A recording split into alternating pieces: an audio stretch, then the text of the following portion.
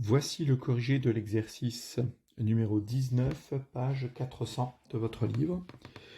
Une lunette par le calcul. Donc on a schématisé ci-dessous une lunette astronomique afocale modélisée par deux lentilles minces L1 et L2. On a également représenté la construction graphique de l'image A'B' d'un objet AB situé à l'infini, donné par la lunette astronomique. Donc on a une lunette astronomique parce qu'on a bien ici deux lentilles convergentes. Donc c'est bien la modélisation d'une lunette astronomique. Elle est afocale parce que f1' et f2' sont bien confondus. Et en plus, on a bien l'objectif qui est à gauche et l'oculaire à droite parce que la distance focale O1, f1' de l'objectif est supérieure à O2, f2 de l'oculaire.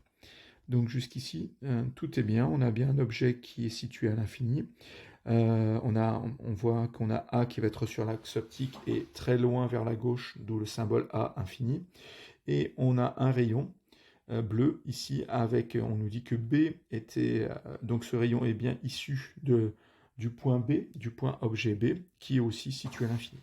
Je rappelle qu'un objet à l'infini en optique, c'est un objet qui est situé à plus de 2 mètres. Donc, on a cette situation. On va tout de suite faire des repères parce qu'on en aura besoin plus tard. Et je vais devoir revenir en arrière. Je ne sais pas si je pourrai. On a des mesures à faire. Donc, on voit que sur ce graphique, sur cette schématisation géométrique plutôt que graphique, on a deux carreaux qui représentent 10 cm. Donc, on a bien une distance focale O1, F1 de 2, 4, 6, 8 carreaux. 8 carreaux, ça veut dire 40 cm. On a une distance focale O2, F2 qui vaut 2 carreaux, c'est-à-dire 10 cm.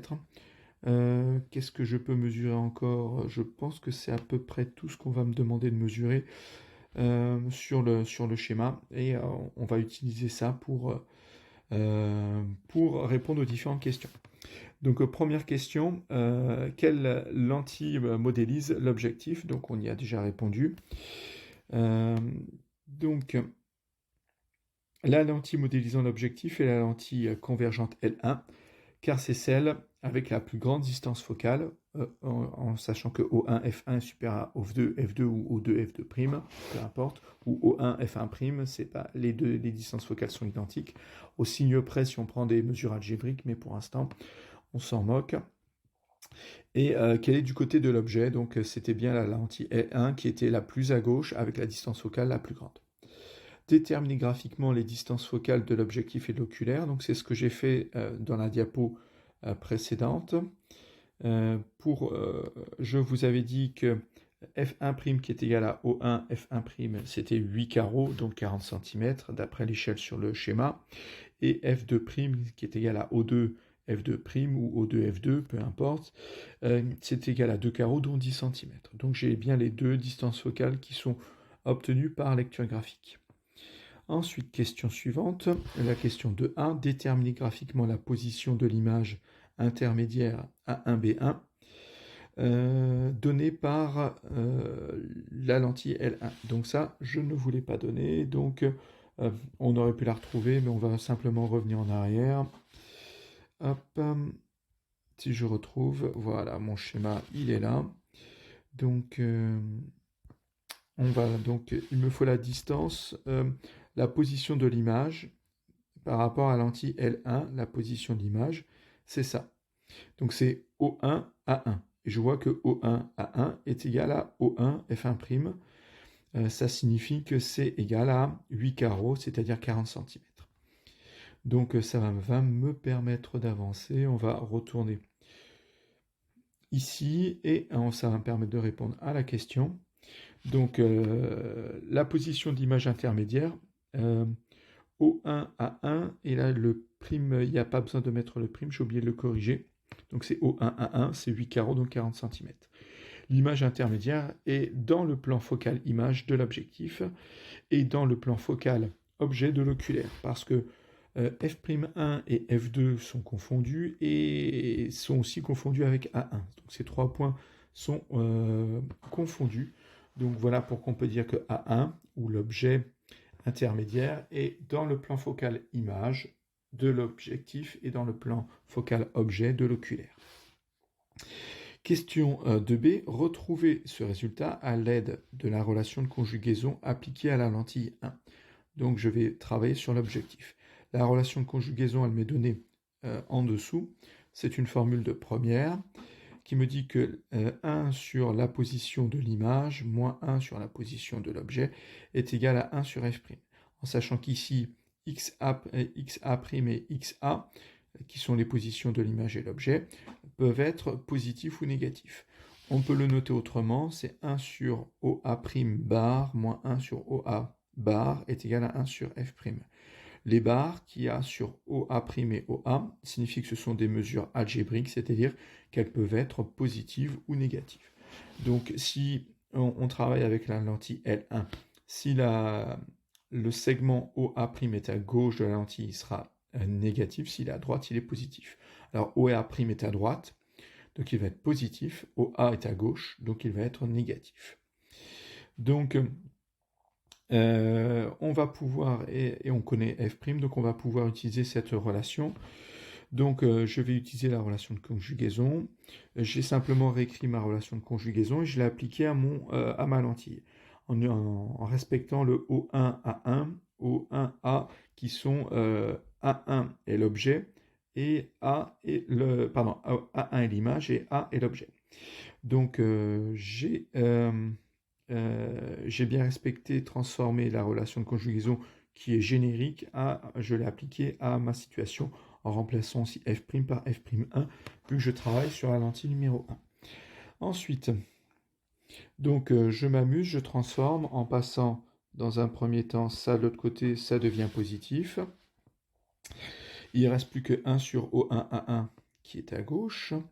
Ensuite, ici, je fais l'inverse. Je fais l'inverse de ce qui est à gauche, ça sera égal à l'inverse de ce qui est à droite. Donc ça fait O1A1 est égal à 1 divisé par 1 sur O1A plus 1 sur f'.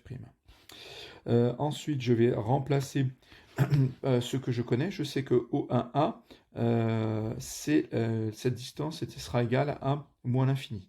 Moins parce qu'on est à gauche de la lentille est 1. Et l'infini, pourquoi? Parce que je sais que l'objet est à l'infini. Donc la distance O1A est considérée comme moins l'infini. Donc, ce qui fait que j'obtiens 1 sur 1 divisé par moins l'infini plus 1 sur f'. 1. Ensuite, 1 sur moins l'infini, ça fait 0. Donc, c'est ce que j'ai fait ici. Donc, c'est égal à 0. Donc, il ne me reste plus que 1 divisé par 1 sur f'. 1. Donc, il ne me reste plus que ça. Et j'ai l'inverse de l'inverse d'une fraction. Donc, en fait, les deux inverses s'annulent. Il ne me reste plus que f'1. Donc, c'est ce qu'on avait bien observé. C'est que la position de mon image intermédiaire A1B1 sera de 40 cm. C'est-à-dire que la distance O1 à 1 est bien égale à la distance O1 f'1 qui était également de 40 cm et qui est égale à la distance focale. Donc j'ai bien retrouvé ce que j'avais vu ici, donc dans la question ci de A 40 cm. Ensuite, question 3a, déterminer graphiquement la position de l'image finale A'B' de l'objet A1B1 donné par la lentille L2. Donc là, on va revenir sur le schéma. C'est important de revenir sur le schéma pour se remettre un peu le schéma en tête parce que ça fait quelques petites minutes que l'on n'a pas vu. Donc j'ai bien A1B1, comme on vient de le démontrer par le calcul, par la relation de conjugaison, qui est à 40 cm, donc 8 carreaux, avec le point A1 qui est confondu avec le point F'1. Et on me demande de déterminer graphiquement la position de l'objet A'B'. Ben, je vois que A'B' sont marqués sur mon schéma à l'infini, c'est-à-dire là-bas et là-bas. Donc ils sont à gauche. Pourquoi? Parce que au travers de la lentille L2, parce que les rayons issus de L2 sont parallèles entre eux. À partir du moment où on a des rayons qui sont parallèles entre eux, ça signifie que l'image est virtuelle, c'est-à-dire l'image n'est pas à droite, mais elle est à gauche, et à l'infini. Alors, ici, parce que les rayons sont en parallèle, l'image est à l'infini. Donc, c'est ce qu'on va essayer de retrouver. Je vais repartir sur la bonne diapositive. Hop. Ensuite, c'est ce qu'on va essayer de retrouver. Donc, les rayons issus de l'objet A1B1 ressortent de la lentille L2 parallèle entre eux. Les rayons ne se croisent donc pas. L'image A'B' est donc à l'infini. Et ici, on pourrait dire moins l'infini. On aura du mal à retrouver ça par le calcul. Mais c'est moins l'infini, c'est-à-dire qu'on est bien à gauche de la lentille L2. L'image A'B' est bien à gauche de la lentille 2. Ensuite, la question 3b, retrouver ce résultat à l'aide de la relation de conjugaison appliquée à la lentille L2. Donc la relation de conjugaison, c'est toujours la même. 1 sur OA' moins 1 sur OA est égal à 1 sur F'. Je l'applique, je modifie un peu les notations pour l'appliquer à la lentille 2. Donc c'est O2A 1 sur O2A' moins 1 sur O2A1. Donc O2A1, c'est bien la distance ou la position de mon objet par rapport à la lentille 2. Et O2A', c'est bien la position ou la distance entre la lentille et mon image par rapport à la lentille 2. Et la distance focale de la lentille 2, c'est F'2. Ensuite, ici, ce que je cherche, c'est la position de mon image. Donc, je cherche cette valeur-là que je vais isoler. Donc, je commence par passer ça de l'autre côté, ça devient positif. Ensuite, je fais l'inverse. Donc, je fais l'inverse de ça, c'est égal à 1 divisé par tout ça. C'est ce que j'ai ici. Ensuite, je sais que O2A1, c'est égal à moins F'2. Pourquoi moins F'2? Parce que je sais que l'objet A1B1 est dans le plan focal objet de la lentille 2. Donc O2A1 sera égal à la distance focale. Pour être plus précis, moins la distance focale, parce qu'on est à gauche de la lentille. Et du coup, la valeur va être négative. Il est à nouveau intéressant de revenir sur le schéma. Je ne vais pas zoomer, mais on voit bien que la distance O1A1 que vous avez ici, si je vais zoomer, sinon je ne peux pas écrire. Donc la distance O2A1, pardon, j'ai dit O1A1, O2A1 est égale à la distance O2F2, donc à la distance focale de la lentille 2. Et vu que je suis à gauche de la lentille, ça sera bien égal à une valeur négative, donc moins la distance focale. Hop, on y retourne. Ensuite, et on en était ici, voilà, où je remplace O2A1 par moins F'2. Donc, si je mets le moins devant la fraction, ça fait moins 1 sur F'2 plus 1 sur F'2. Et ça s'annule, c'est égal à 0. Donc, il me reste 1 sur 0, et 1 sur 0, c'est l'infini. Alors là, ce qu'on n'arrive pas à retrouver, c'est est-ce que c'est plus l'infini ou moins l'infini. On avait dit que tout à l'heure, l'image était à l'infini, mais l'image était à gauche de la lentille, donc finalement, il faudrait retrouver moins l'infini. Sauf que ici, on trouve 0, il faudrait faire une limite de ça, pour savoir si ça tend vers 0 plus ou 0 moins, pour savoir si finalement le résultat c'est plus l'infini ou moins l'infini. Ici on n'a pas de limite, voilà pourquoi on ne va pas retomber, on ne travaille pas sur une limite quand F'1 tend vers, mais on a bien une égalité. Donc mathématiquement c'est pas très très joli, mais on arrive à retrouver quelque chose qui s'approche de l'infini, et on a bien prouvé donc que notre image, la position de notre image était bien à l'infini.